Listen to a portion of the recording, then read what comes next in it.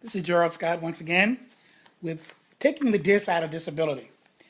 Last time that we talked, which was Monday, at this exact time, we were discussing what disability is and the definition of the same.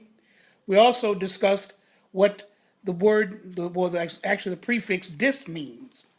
Disability, according to Merriam-Webster Dictionary, is a disadvantage, a handicap, a limit, and finally, the most salacious definition is it is a lack of qualification for anything. The lack of qualification for anything. That's some definition, isn't it? That's some definition. To lack no ability, no qualification for anything. That's a big order, to say the least. Well, today we're going to talk a little bit about that. Remember last time, before we go into the subject matter, remember last time I asked you, because disability has such a mean-spirited, vicious in a way, definition to it, that we were suggesting that someone really give us another name for people with disabilities, people who have special challenges. Write in your comment section an idea that you may have about a better name, a less offensive name, a name that does not imply lack of qualification to do anything. I mean, that just let alone boggles my mind. It really does. But today we're going to talk about ableism itself. We asked you last time ableism is akin to racism, sexism, and other isms that are negative connotations. Racism, discrimination against because of someone's race. Heterosexualism, which is discrimination against homosexuals. Sexism, discrimination because of gender. All of these definitions are akin to what ableism is.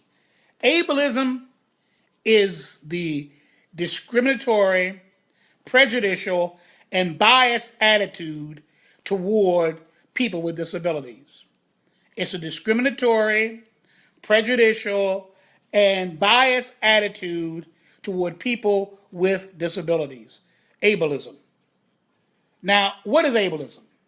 Ableism can be seen in many forms. Ableism, you can have ableistic type of language, like crippled, retard, gimp, lame, deaf and dumb, blind as a bat. All these and many more are words that would spazzing out. I heard someone who was trying to defend people with disabilities, and he himself was talking about how people spazzed out. These are discriminatory and prejudicial terms, describing people with really not even describing people with disability, but implying. No, you're not talking about persons with disabilities when you're most time saying these words. You're not talking to someone who has a disability, whether it's developmental, mental, or physical. But you're using phrases that are meant to be demeaning to people who do have certain types of disabilities.